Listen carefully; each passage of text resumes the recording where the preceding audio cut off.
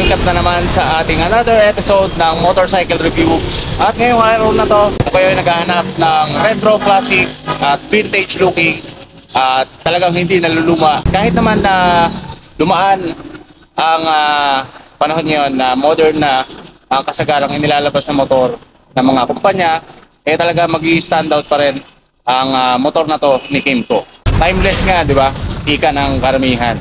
So tara mga tol, ating alamin kung ano ba ang mga advantage at specs at kung ano ang kakayahan ng motor na to. Let's go!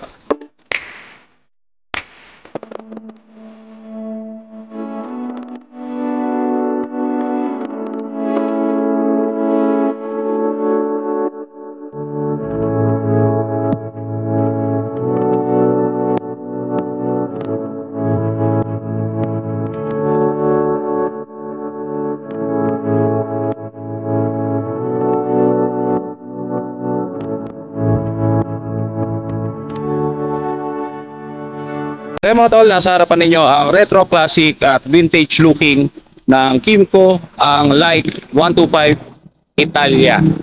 So yan ang kanyang kulay, yung ating glossy na white. Tapos sa kanyang inner fairings, meron siyang dark brown at pati na rin sa kanyang upuan. Meron siyang dalawang tone dito, yung dark brown at gray.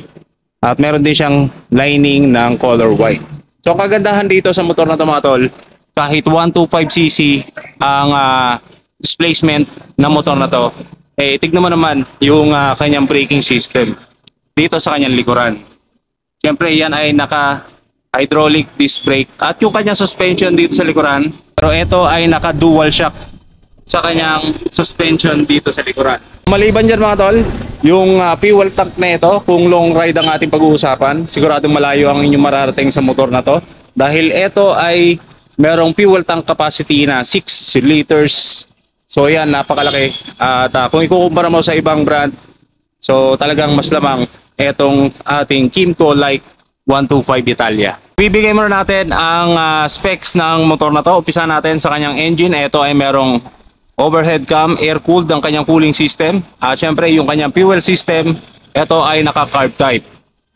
Meron siyang 4-stroke single cylinder at meron siyang engine displacement na 125 cubic centimeters. Now this motorcycle can generate a maximum power of 6.5 kilowatts at 7,500 RPM at kaya niya mag-generate ng maximum torque na 9.1 Newton meters at 6,500 RPM. So dito mga tol sa kanyang harapan, unahin natin dito sa kanyang itaas, sa cover ng kanyang handlebar, meron siyang color white na glossy. Tapos dito sa kanyang headlight, naka-halogen bulb ang kanyang ilaw. At ang kagandahan dito, meron siyang accent ng chrome dito sa kanyang gilid ng kanyang headlight. So yan, nagbibigay siya ng premium looking at napakaganda. Simpleng-simple lang pero okay na okay. So dito naman sa kanyang front face, meron siyang accent ng matte black dito at meron siyang guhit-guhit sa kanyang design. Dito sa gilid, meron din siyang accent ng chrome at pagdating dito sa ibaba, meron siyang logo or emblem ng Kymco. Napaka-unique ng design nito dahil dito sa kanyang gilid ng emblem, meron siyang LED na ilaw. So sa pagkakaalam ko, kung di ako nagkakamali, ito yung magsisilbing daytime running light niya kapag ito ay naka-on. So goods na goods at ayos na ayos. Dagdag visibility para sa motor na to. Siyempre dito naka-install sa kanyang gilid ng fairings. At ito ay gumagamit ng bulb type. Pati na rin sa kanyang daytime running light. So yun napakaganda. Puro bulb type. So ayos na ayos pa rin to. Dahil visible na visible pa rin naman to. So pagdating dito sa kanyang gilid ng kanyang fairings, meron siyang accent na may rubber ang kanyang yung outer na texture niya. Tapos sa loob meron siyang parang silver or chrome yung kulay Tapos dito sa side makikita natin yung added visibility, yung ating reflector. So goods na goods yan. At pagdating naman dito sa ating front fender na napakalapad. So eto mga tol, napaka-unique din ng design nito dahil yung kanyang telescopic fork ay nakatago dito sa kanyang front fender. Kanyang suspension, ito ay naka-traditional telescopic fork. Meron siyang silver metallic na kulay. Pagdating sa kanyang braking system, meron siyang dual pot piston caliper na may Kymco ang brand.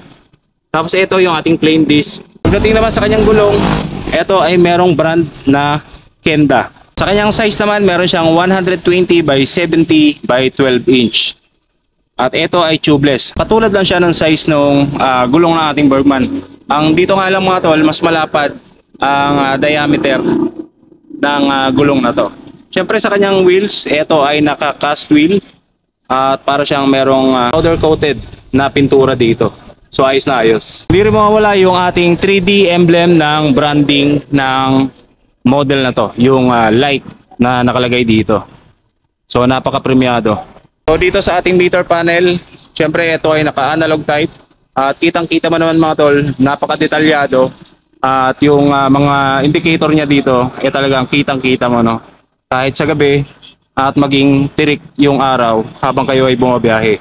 So dito makikita natin yung ating left and right turn signal, yung high beam indicator, fuel gauge indicator, speedometer and yung kilometers na kabuuan na tinakbo na ito. Tapos dito meron siyang dalawang buttons. Ito ay merong high beam and low beam. Ang kagandahan dito sa Like 125 na Italia, meron siyang passing light.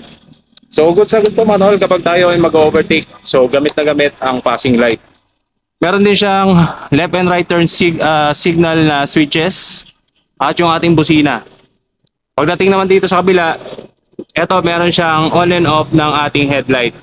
Tapos yung ating ignition starter. So maliban sa ignition starter, meron din siyang kick starter. So kapag nalobat ang ating battery, so mapapaandar pa rin natin ang motor na to gamit ang kanyang kick starter. So ayos na ayos. Ito ay gumagamit ng traditional key at kung makikita nyo, yung kanyang susi, napaka-premium din ng looks at quality ng susi ni Kymco. So napakaganda at simpleng-simple lang. So nababagay yung kasimplehan na ito sa kanyang overall looks na classic at retro. So isa rin sa nagustuhan ko dito yung kanyang compartment sa kanyang harapan. So yan, dito mo makikita yung kanyang charging port. Yan, dito naka-install. So ito ay naka-universal socket. So bibila mo pa yan ng adapter na USB ready para good to go na ang motor na to. So napaka-spacious din ng kanyang compartment dito. Kagandahan lang, meron siyang takip at pwede mo rin siyang i-lock. Practicality naman, syempre gamit na gamit to kapag kayo ay mamamalengke. So hindi kayo mahihirapan na gamitin ang motor na to dahil sa kanyang napaka-spacious na floorboard dito na may color brown ang kulay. At yung kanyang texture ng kanyang floorboard dito, napakaganda, napakakapit. Wrap yung kanyang texture. Tapos dito naman mga tol, meron din siyang air scoop dito. So ito, for better aerodynamics and ergonomics. Isa rin sa nagustuhan ko dito, yung kanyang pillion step. So ito mga tol, kung sa first na look mo no, akala mo wala siyang pillion step, pero andirito pala sa kanyang gilid na nakapasok sa loob. So kapag bubuksan mo yan, ipupush mo lang to. Ayan, lalabas na yung ating pillion step. So napakaganda at very unique. Wala siyang decals dito. Pero dito mga tol, makikita natin yung kanyang emblem, 3D emblem ng Like 125 at may konting decals dito, yung Italia. Tapos yung color ng flag ng Italy. Tapos dito rin makikita niyo yung kanyang susi para sa pagbukas ng ating upuan kung kayo yung papagasolina or may kukunin kayo dito sa kanyang compartment. Classic talaga yung looks ng kanyang grabber no. So meron siyang chrome na kulay dito. At dito yung ating tail light na napakalaki. Siyempre with added visibility na kasama na sa kabuuang assembly ng ating tail light. Yung ating reflector. Tapos dito sa ating tail light gumagamit siya ng halogen bulb. Pagdating naman dito sa ating signal light, so naka-bulb type din siya. Kagandahan lang tago siya no sa ating fairings, hindi siya exposed. At dito rin meron siyang air ventilation dito. So yan. Napakasimple lang. At dito yung ating rear fender at yung lagay ng ating plaka. Ito medyo may combination siya ng sporty looks yung kanyang design no. Tapos ito yung ating heat guard na plastic. Meron siyang combination dito ng gray and matte black. Tapos yung muffler tip naman natin dito, plastic siya. So hindi mapapasok yung ating OBR dito. Lalong-lalo na kapag mainit yung ating exhaust. Ito ay merong dual pot piston caliper na may Kymco ang brand. Wala nga lang siyang ABS. At ito meron siyang plain disc. At ito ang kagandahan dito sa kanyang suspension. Given the fact na 125cc siya.